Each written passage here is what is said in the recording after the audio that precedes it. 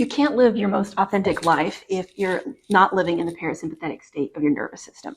That is where you feel grounded and calm. So today's focus is identifying which nervous system state you are living in most often. And we're going to start with the sympathetic state. This is where the fight or flight lives. If our body perceives a threat, it takes us here. And this often comes in the form of stress, like when your boss schedules an important one-on-one meeting for tomorrow, but they won't tell you the topic. Or when you almost get in a car wreck because the person in front of you slammed on their brakes with no warning.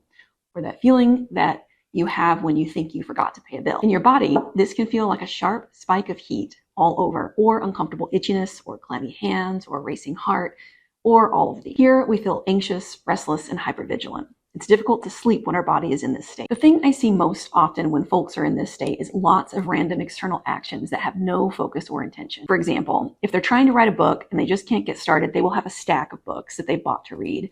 And they've signed up for tons of webinars and email lists on the topics. They're searching Google and YouTube for information. They are taking in a ton of information and overwhelming themselves to the point where they often end up in the dorsal vagal freeze, where they really can't do it. We'll talk more about that later. If you find yourself in the sympathetic state, take one small step to shift into the parasympathetic state. You can do that by exercising, doing a somatic practice, or spending time in nature. And if you feel comfortable doing so, go ahead and share if you've identified that you are in this state and what small step you're going to take to support yourself today in the comments.